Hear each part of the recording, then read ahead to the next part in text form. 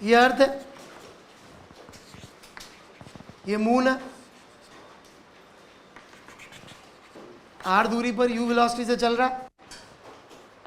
Alright, क्या क्या force लग रहे होंगे इसके ऊपर? घूम रहा है ऐसे सर्कल में, मून घूमता है कि नहीं घूमता इसके चारों तरफ? क्या क्या फोर्सेस लग रहे होंगे मून के ऊपर? Anybody please raise your hand. हाँ भाई Bengali. Okay, G M E M by R square. तुम्हारा नाम क्या है वैसे? स्नेहाशीष घोष। घोष, हाँ भाई घोष। हाँ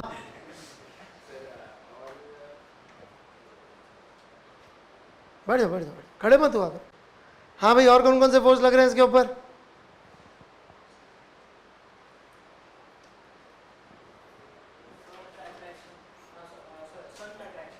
वो अकाउंट में नहीं ले रहे, वो दोनों पे लग रहा है, अर्थ मून पे। अर्थ की सेंटर को इनर्शियल फ्रेम लेके बात।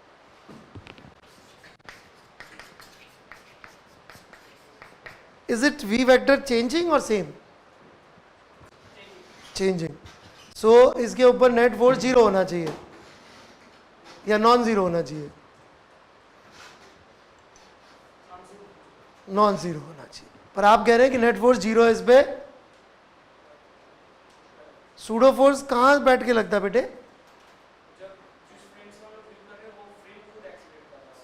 तो हम कहाँ, हम अर्थ पे बैठे कि मून पे बैठे? तो अर्थ तो इनर्शियल मान रखी है अपन ने, तो फिर आप सूडो फोर्स क्यों सोचना चाह रहे हैं? आपको यदि इस पे नेट फोर्स जीरो हो गया तो इसकी वेलोसिटी वेक्टर कांस्टेंट हो जाएगी। क्या इसका वेलोसिटी वेक्टर कांस्टेंट दिख रहा है हमें?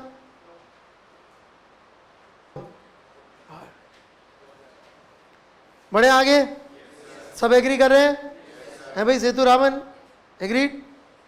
ओके, ये चौक, इस पे कौन सा फोर्स लग रहा था?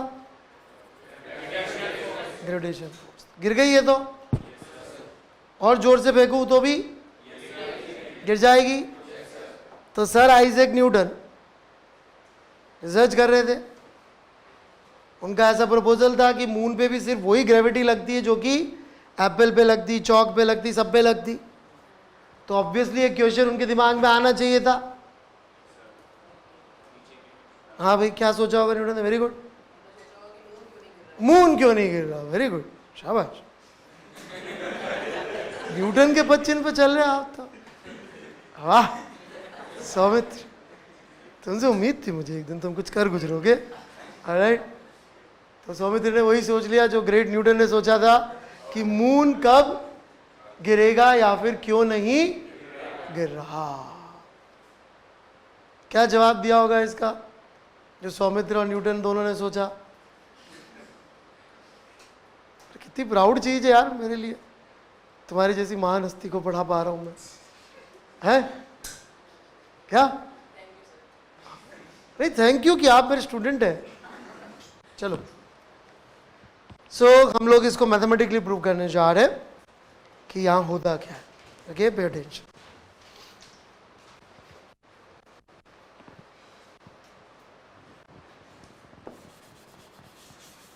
ऑब्जर्व फैक्ट्स के बेसिस पे बातें कर रहा हूँ। मून की ऑब्जर्वेशन हम मान सकते हैं करीब करीब 2-3 बातें, कि उसकी स्पीड चेंज नहीं हो रही होती, राइट?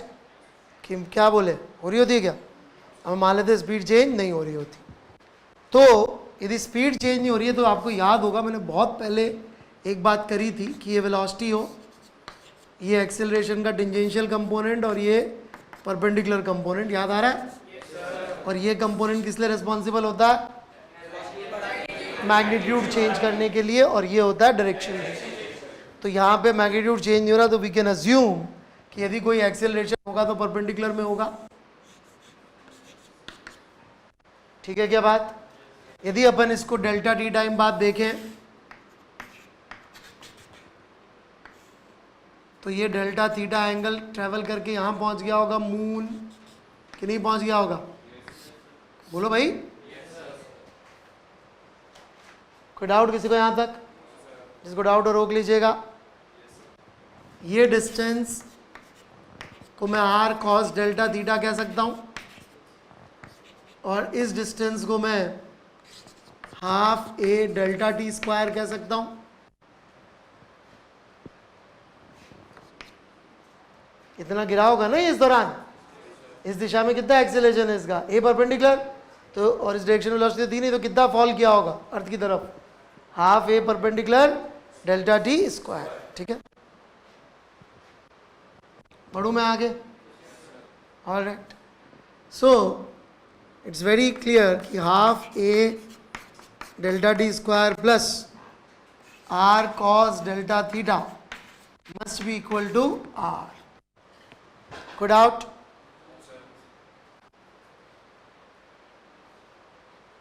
जो स्टेप समझ में नहीं आया बोल ले, बढ़ू मैं आगे। तो इसको उधर ले जा रहा हूं मैं, 1 माइनस कॉस डेल्टा थीटा, क्या हो जाएगा ये, 2 sine square delta theta bye 2 हो जाएगा। Alright, so this becomes r 2 sine delta theta bye 2 का होल स्क्वायर, यही होगा। इसको मैं लिख सकता हूँ r 2, क्योंकि बहुत छोटा होगा साइन को हटा सकता हूँ, राइट।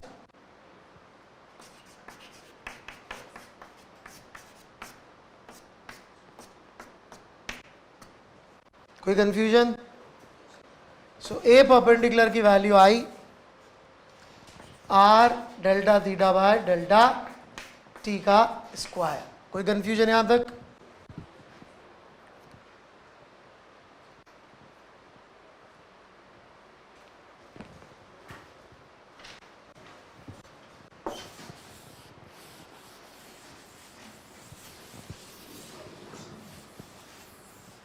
स्टेप्स देख लीजिए, जो स्टेप अभी तक समझ में नहीं आई वो पूछ लीजिए। We are almost done. We are going to learn chalk क्यों गिर जाती है, मून क्यों नहीं गिर रहा है, what is the secret behind that and secret behind circular motion. बढ़ू आगे। ये जो दूरी है इसको हम u डेल्टा टी भी लिख सकते हैं और इसको r डेल्टा थीटा भी लिख सकते हैं, ठीक है कि नहीं। तो delta theta by delta T which is also known as angular velocity is u by r, यहां पुट किए तो ये परपेंडिकुलर की वैल्यू आ गई u स्क्वायर बाय r।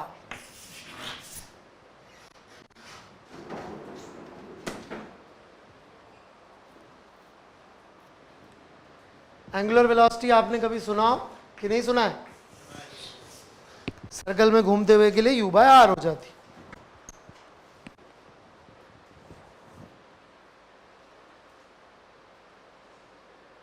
कभी समझा? क्लियर? बड़े आगे यहाँ पे है ना। सो मैं शुरू कर रहा हूँ यहाँ की कहानी, pay attention now. Projectile parabola की कहानी छोड़ते हैं हम लोग, चौक की बात कर रहे हैं। चौक को फेंका, राइट।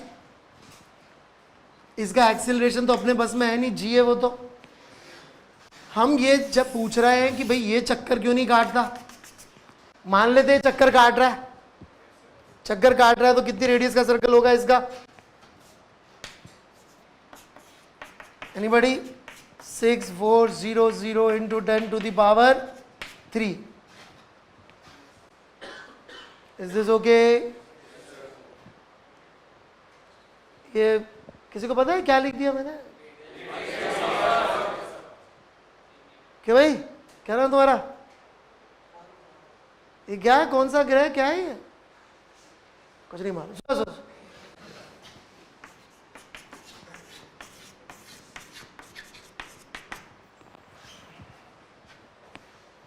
यदि आप चौक को सिर्फ 8000 मीटर पर सेकंड से फेंक पाए तो 84 मिनट में चक्कर काट के वापस आ जाएगी। आपको लगता है मैं फेंक पाता हूँ 8000 मीटर पर सेकंड से? है गुल्लो फेंक पाएगा? है भाई जिज्ञास शर्मा? हाँ तो नहीं फेंक पाएगा। झूठ बोल दे, फेंक पाएगा क्या जा रहा है, तो वैसे भी झूठ ही बोलता है इतना कन्विंसिंगली। सर अभी लेके आता हूँ, कॉपी पढ़िए। हाँ क्या हो गया, फेंक लेगा ना? झूठा तो यही सही पर तू।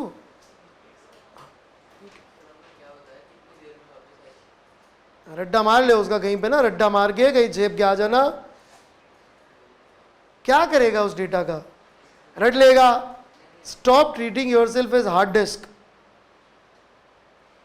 इसको समझ में भी नहीं आएगा, इसका प्रोसेसर है ही नहीं, so he can't process this statement. So he can't process this statement.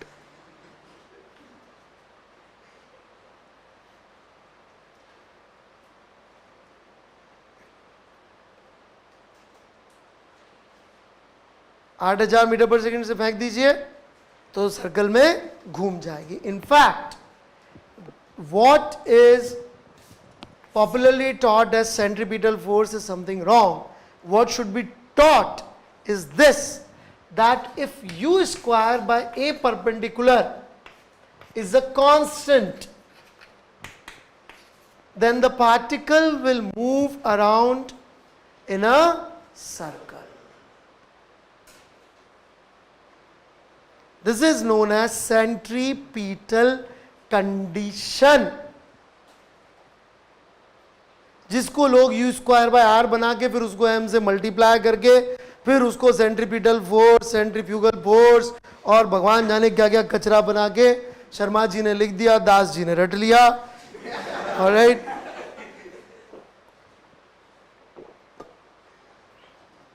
Right दास? जबकि एक कंडीशन है सेंट्रीपिटल कंडीशन। समझ में आ रही मेरी बात? जैसे कि जब भगवान ने दुनिया को बनाया होगा, राइट, मेरा जैसा अतीस्ट आदमी ऐसा बोल रहा है, ध्यान दीजिएगा, कहानी का एंड डिफरेंट होगा। ऑलराइट, तो भगवान ने जब दुनिया को बनाया होगा तो वो चाहते होंगे मून अर्थ का चक्कर काटे, पर भगवान तो भगवान, क्या करना मालूम नहीं उनको। तो न्यूटन से पूछा होगा क्या करे, तो न्यूटन ने कैलकुलेशन करके बताया होगा भगवान इतनी वेलोसिटी दे दो इतने डिस्टेंस पे, गिवन अर्थ का मास ये है, भगवान ने वो वैल्यू डाल के टक कर दिया होगा, तब से मून घूम रहा अर्थ के चारों तरफ मस्त। समझ में आई बात? कौन बड़ा हुआ? सी, सो u square by a perpendicular is a constant, then it is going to move at a constant distance from the fixed point.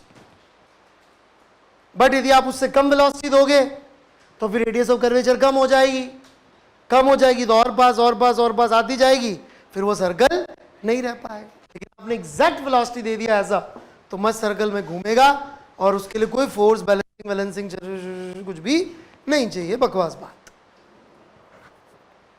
Centripetal condition clear है, u square bye a perpendicular should be constant.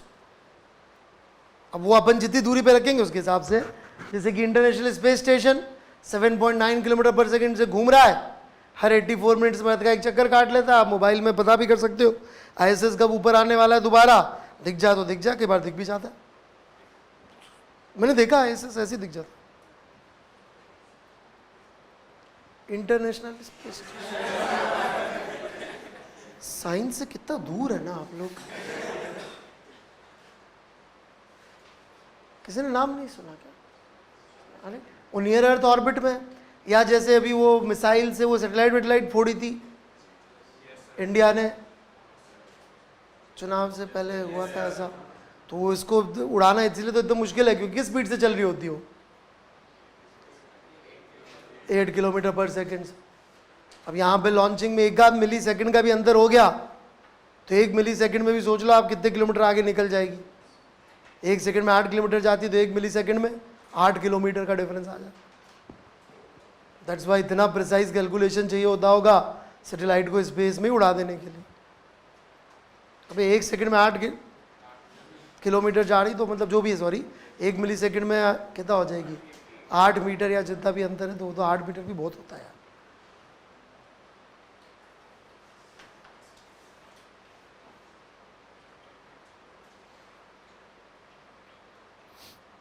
समझ में आ गई बात? तो इस speed से घूम रहे जितने भी नियर अर्थ सैटेलाइट है, जो स्पाई सैटेलाइट वगैरह नहीं होते हैं जिससे भी जैसे उधर बम गिराए थे पाकिस्तान में तो उसके पहले फोटो खींचे थे किधर बम गिराना है, तो वो सब के लिए यही वाले सैटेलाइट्स काम आते हैं। पर इतनी स्पीड हम चौक को नहीं दे पाते, चौक को देंगे तो वो भी घूम, सन के चारों तरफ अर्थ क्यों घूमती है? उसका जो you square by perpendicular constant होता होगा, इसलिए घूम रही है बस। प्लैनेट्स कैसे घूम रहे हैं? सेम। इसका एक्चुअल तो चीज एलिप्स है, पर एलिप्स की मैथ्स अपने सिलेबस के बाहर, इसलिए अपन करते नहीं, सर्कल के लिए बात कर लेते। ठीक है, कोई डाउट किसी को? यहां तक सेंटीमेंटल कंडीशन सबको क्लियर है? मून क्यों नहीं गिर रहा है समझ में आया? एक्चुअली गिर रहा है, मून भी फ्री फॉल में, चौक भी फ्री फॉल में। क्योंकि फ्री फॉल का मतलब सिर्फ ग्रेविटी लग रही है, लेकिन उसकी वेलोसिटी अपन ने ऐसी कर रखी है कि पाथ जो है इसका क्या हो जाता है? सर्कल। कंडीशन फॉलो हो जाती है। बहुत सिंपल, स्मूथ सरफेस, मास m, l लेंथ की रोप है, टॉप व्यू है, स्मूथ सरफेस है, ग्रेविटी लग रही है इनटू द प्लेन। समझ में आ रहा है सबको? मैंने इसको u वेलोसिटी दिया। कितनी टेंशन लगती है इससे ज्यादा इंपॉर्टेंट है, क्यों लगती है उतनी टेंशन, कुछ और क्यों नहीं। How much tension and why, इस पे कितनी टेंशन लगेगी, रस्सी से बांध रखा है मैंने, और क्यों लगेगी, वेरी वेरी इंपॉर्टेंट पार्ट, क्यों लगेगी उतनी ही। चलिए देखिए, कंस्ट्रेंट सुना है सबने? ये 10 किलो का ब्लॉक टांग दूं मैं तो इस पे टेंशन लगती है, राइट? कितनी टेंशन लगती है? 100 न्यूटन। 101 क्यों नहीं लगती? Why not 101? हाँ भाई, स्ट्रिंग स्लैक हो जाएगी and tension is a self adjusting force such that it neither breaks nor slacks. ये बेसिक प्रॉपर्टी है टेंशन की, राइट? 99 क्यों नहीं लगेगा? टूट जाएगी। So the job of ropes tension is to have such a value that neither breaks nor slacks, right?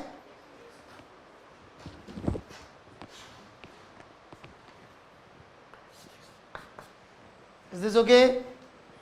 कोई confusion यहां तक? तो इसका मतलब ये दूरी L रखना चाहता है, रोप की बेसिक प्रॉपर्टी है। दूरी L रखना चाहता है मतलब वो दूरी कांस्टेंट रखना चाहता है, तो उसके लिए जो रिक्वायरमेंट है फुलफिल करेगी टेंशन, वेरिएबल फोर्स है। मतलब कि ये चाहता है कि L is equal to U square by T बटा एम आ जाए। टी परपेंडिकुलर दिख ही रहा है अपन को लगता हुआ, तो टी इस इक्वेशन को सेटिस्फाई करना है चाहता है। ये बेसिक प्रॉपर्टी है टेंशन की। हैंस टेंशन की वैल्यू हो जाएगी एम यू ए परपेंडिकुलर कह लीजिए, which is equal to U square by L. So this is the force of tension that would be acting on this block, ताकि ये L दूरी मेंटेन रख सके, कर सके, घूम सके। सर्कल पहले से सोच के नहीं जाते हैं, रोप को थोड़ी मालूम है सर्कल में घुमाना। रोप तो वही कर रही है जो पहले दिन कर रही थी, self adjusting force, neither slacking nor breaking. Rope ने कुछ नया नहीं किया, पे अटेंशन, वेरी इंपॉर्टेंट। नया कुछ नहीं पढ़ रहे हम सर्कुलर मोशन में। लोगों को फिजिक्स में नई नई चीजें पढ़ने की इच्छा होती है, नई नई चीजें डिस्कवर करने की इच्छा होती है, और यही सारी गलती है। फिजिक्स बहुत पुरानी है, बहुत ज़्यादा नई चीज़ें होती नहीं है। फिजिक्स में दिमाग ही होता है कि अपन पुरानी चीज़ से नई चीज़ प्रॉब्लम सॉल्व कर दे। प्रिंसिपल्स के बारे में होती है फिजिक्स, जो नए नहीं बनते। क्यों भाई? पेरेंट्स नहीं बनते ना नए? हाँ, वैसे फिजिक्स के प्रिंसिपल्स भी नए नहीं बनते। अपन हर प्रॉब्लम में नए प्रिंसिपल बनाते हैं।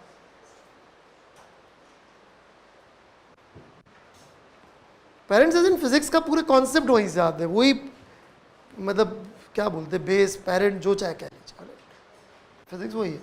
बढ़ू में आगे, है ना? नए कॉन्सेप्ट नहीं लगेंगे, नॉर्मल वैसा ही रहेगा, टेंशन वैसा ही रहेगा, और हमारा सबसे बढ़िया हीरो फ्रिक्शन अभी आ रहा है थोड़ी देर में, वो भी ऐसे रहेगा। स्प्रिंग पढ़ा दिया ना मैंने?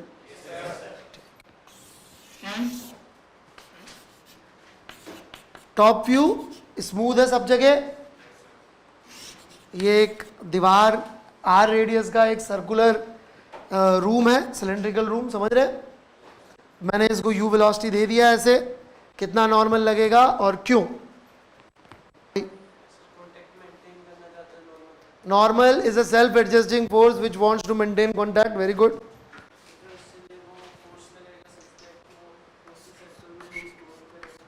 ये थोड़ा गलत बोल दिया आपने. इसकी जगह बोलना चाहिए था कि वो इतना फोर्स लगाएगा कि कॉन्टैक्ट मेंटेन रहे, मतलब कि यहां से दूरी आर मेंटेन रहे. वो आर दूरी मेंटेन रखने को सर्कल बोलते हैं, तो मैं क्या करूं? नहीं समझ में बात. यदि मान लो ये किसी और कर्व का होता तो ये हर जगह नॉर्मल वैल्यू वेरी करता. नॉर्मल तो क्या चाहता है? कॉन्टैक्ट मेंटेन रहे, जिसका मतलब ये क्या है कि ये आर दूरी पे रहे इस पॉइंट से. तो उसके लिए कितना एक्सेलरेशन चाहिए इसको? U square by R. जो कौन प्रोवाइड करेगा? नॉर्मल. सॉल्व. कुछ पढ़ा हमने नया नॉर्मल के बारे में, टेंशन के बारे में? सर्कल के बेसिस पे कुछ चेंज हुआ? सिर्फ एक चीज मालूम है, मैं कोई सर्कल में घूम रहा है तो उसकी कंडीशन है जो न्यूटन ने बताई, सेंट्रीपिटल कंडीशन, कि सर्कल में घूमने के लिए इतना एक्सेलरेशन चाहिए होता है. हालांकि 3000 साल पुरानी डेरिवेशंस भी हैं इसकी.